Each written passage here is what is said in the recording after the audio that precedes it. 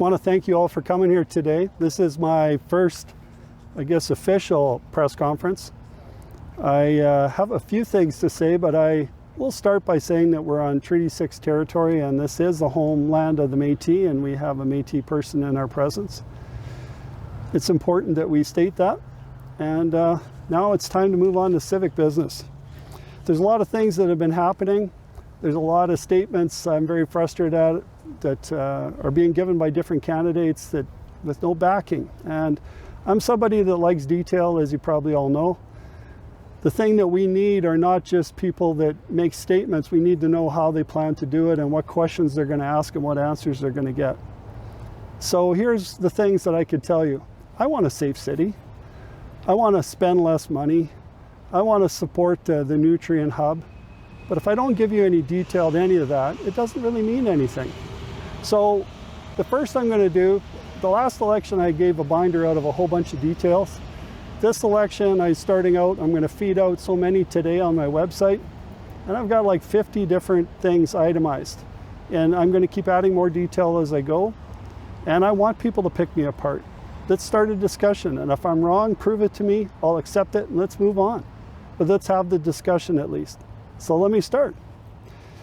Election spending limits, way too high in Saskatoon. Just about $278,000 for a mayor here, and Regina's going to elect a mayor for $74,000. If I'm elected, I'm going to make that a priority to get that changed very quickly. Election term limits, same thing. We've got a problem with too many stagnant politicians that are in city council. We need new blood with new thinking. So I propose that we would have 2 years for a mayor, 2 years for a councillor. So if a councillor is really successful, they'll end up 4 years max in City Hall, and then they move on to other pastures. Montgomery, 24/7 access to the street. Kind of a common thing that should be done already, but it seems to be going around and around and around. I have some ideas on that I've already put forward in the public, and I've put them up on my website. The city has now accepted my concept as the fourth option. It doesn't mean it's right. It just means it should be talked about, which is what I hope for. But we really do need to make sure these people have 24/7 safe access out of that whole community. And I'd like to make that a focus. Rail removal. That's a long-term thing, but the rail lines had shot down going around the city for lots of very good reasons why they won't do it, and they don't have to do it. But rail is causing us big problems, and it's going to continue to do so. I threw out some ideas in the last election because I realized they hadn't looked at boring under the city, and we're a mining community, and yet nobody realized that we did this type of work. Didn't say it was a solution, I just said that we should have at least considered it. But since then, I've spent a lot of time for years. I've found a very unique way to deal with rail. It's been vetted heavily by some very senior people that I trust. So I'm going to stick my neck out, let you decide. Is it a good option? Others think it is. They think it's a cost-effective way and it can be phased. And it's interesting to people that work in rail. So I think that's a plus, at least it's a conversation. Right now, the city of Saskatoon wants to work on a rail connection off 8th Street. And I'm thinking this also could be a good option for it. Project Expediter. The big problem with business in our city is trying to get things through it. And when people are proposing projects for our city, they complain about how complicated things are, and they never know if something's actually going to stick. So when they read a zoning document, they expect it's written the way it means to be employed. But when they find out later, well, you can't go by that, you can't go by that, you have to call first. It's very frustrating. I've dealt with other jurisdictions in the US and across Canada where they have an expediter or similar task. It's employed by the municipality. And what they do is people will call in and they'll propose, say, $1 million, $2 million, $5 million project, and they want to get a quick feel. Is this going to be feasible? So what happens is they work for the municipality. The rules are still the same, but you make one call to that person on these big projects, and they go to all the departments, gather the information, and then they respond. And if a department responds first, they keep that person in the loop. And that works really well in the US and other places to expedite getting big projects in and to streamline the process. They still have to go into the building standards queue and all of that, but there's one person within the government that's watching it, and then they report how well internally things are working. And that's a big thing that we need to do. Washrooms.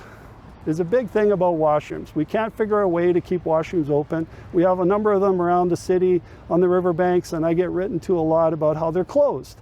They go to a washroom that's supposed to be open at a certain time and it's closed, and they'll say closed for vandalism, closed due to security. And we've checked into it. I did a video about it. And so what are we going to do about it? Now they're saying, well, if we have 2 commissionaires at a washroom, it's hugely expensive, and that's only one site. My proposal, push to call. We put video cameras on the washrooms outside, and we put a call station. And after hours, when the washroom's not normally open, or maybe when it's open but usually keep it closed because of problems, someone will have to go up to the button, push the button, look up at the camera and say, I want to use the washroom. And the guy will buzz room 5, room 8, and they'll go use that washroom space. If they're in there more than 15 minutes, an alarm will go off, and they won't be able to stand it. They'll have to leave. If they do any damage, there'll be a record as to who did it. They'll push the button, they'll go use the washroom, and that's it. So if they need somebody for help for an emergency, the same thing. They go up to the call station and say, hey, I need an ambulance, I need police, I need something. It'll serve as that at all these remote washrooms. But we can have one commissioner downtown monitoring all the washrooms that can activate electric buzzers on the rooms. We'll have 2 commissioners floating around. So it's not much different than what we do now, except that we have to pre-wire things for that, which would cost some money, but at least we would be able to provide this service. We do push to call to go to an apartment. You don't just walk in the door, you have to buzz somebody to get in. You go to a lot of gas stations, you got to take that 2x4 tree beside you and drag it to the bathroom with the key on it to get in. So this is not much different. We just need to start having a little bit of constraint. And also anybody that's doing real damage over and over again, we'll start catching them and we'll start dealing with it better. Lift assist. The number one issue I've heard from firefighters that costs money, that could be dealt with really quickly, is lift assist. I was told last year the fire department responded to 1,800 calls for lift assist. So what that means is they roll out a full fire truck of people to a home. Someone fell over and can't get back up, literally. They get them back on their feet sometimes, and then they walk right back out the door and take the truck back. Sometimes they come for multiple times to the same house. Why people call the fire department is because if they call Madavi for the ambulance, they get charged. So they call the fire department. But the fire department's rolling out big resources for this. So I propose what we need to do is get a leaner team of 2 people on the east and 2 people on the west with just an SUV each. And they respond to the lift assist calls, which including helping Madavi when they're lifting people and they need extra help. That's the things that'll roll out. So our big fire trucks won't get rolled out all the time for this, and we should start saving a huge amount of money. And a number of people that are heavily trained don't need to be sitting there just to get somebody back on their feet again. Warrant Squad, big thing for me. The Sanderson report called that we should have a warrant squad, get at least the top most violent criminals off our street, which prey on the general public, but also people that are addicted to drugs and lower down in criminal organizations. And we haven't got it yet. We didn't have the funding. Somehow the last chief didn't get it into the budget, but the current chief wants it. And I believe it's a real priority that we should get. I saw that Prince Albert did a mass execution of warrants and arrested a number of people on a warrant squad type activity. Saskatoon did a similar arrest recently, but it wasn't based on the warrant squad that way. So that would be a focus. Alternate response officers. If you talk to people from Fairhaven, they're not really useful here. If you talk to the AROs, they say, well, you know, downtown we know everybody by name, but in Fairhaven, you know, we're just getting there. Well, they were supposed to be here a year ago. And so they're not really being super effective. They do some things, that's great. The frustrating part with AROs is they're more of a recruiting tool. They try out officers. If they like them, they become full officers in another department, and then they bring in more, which is great. If that's what they're using them for, like a lean security system, but not a full police officer. Problem is, after 5 years, if you're an ARO, you're going to make 80% of the salary of a full-time police officer. You're going to have 10% of the physical risk. You're going to do what, 30% of the work. You don't work shifts, and that's not fair to the regular officers. So I would propose that an ARO program maxes out at 5 years. If you haven't turned into a full constable by that time, then they should move you into a security force, which is similar to like a commissioner, and continue on with street activity. And it's more a public engagement thing that themselves that they told me about. So Retiring police dogs. This is kind of a little pet peeve of mine just to start. When a canine retires after long service and they need to go to a good home, if the handler that handles that canine wants to take that dog and provide its forever home, they have to pay to do that, which seems totally ironic to me, maybe. It should not happen because the officer has put in time, but the dog has put his career in. And if it's the best thing for the dog to be with that handler, the best we should do, or the least we should do, is just give the dog to the handler legally, make sure that they're responsible for it, and thank them for their service, and let life go on. But charging for a dog to have a retirement place, I think is wrong. Finally, the deed. So out of my 12, this is it. My view on the deed is that they haven't done a good job of their proposal. They have not solved many things. They haven't integrated properly with the BRT, and the BRT itself's got big flaws. So the BRT is one flaw. The deed and how it interacts with the BRT is a big flaw, which I can prove. Someone wants to break me apart about it, I can prove it. The parking that's required is a mess that's been designed.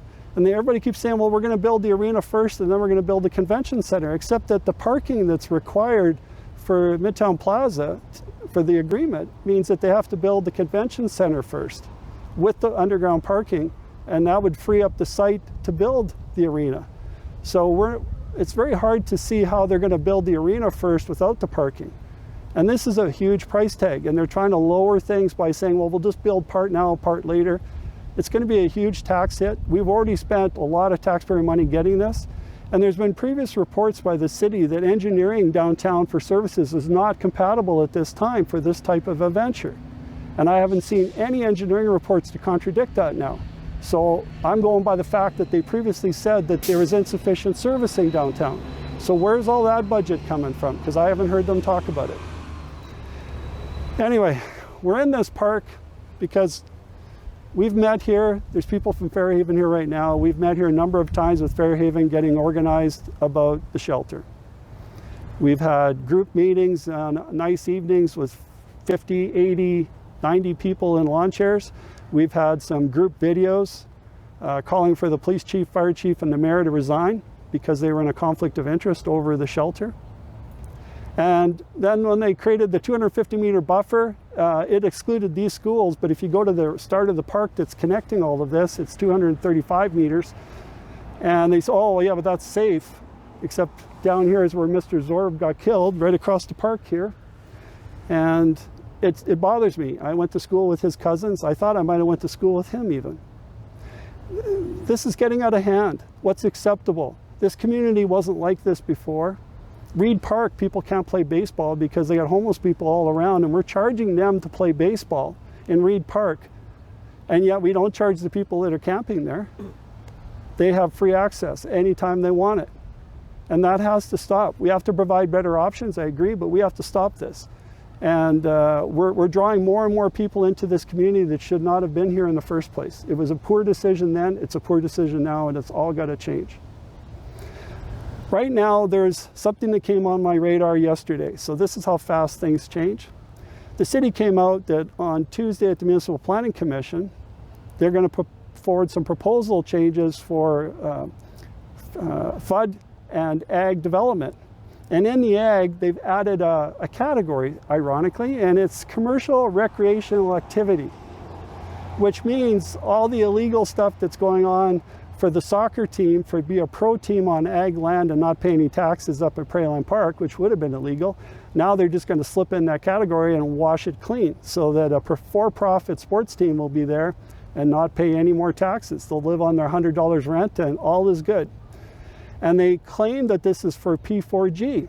So I made a few calls, and from what I found out, P4G are not requiring this. In fact, they're not even aware that this was even talked about. So people are trying to rush so many things through in the holiday period here when nobody's paying attention. I've been working for 4 years. I want to work for another 4 years, except I don't work for it in the outside. I want to get on the inside. My name's Kerry Tarasoff. I'd love to be your mayor. There's work to be done. Thank you.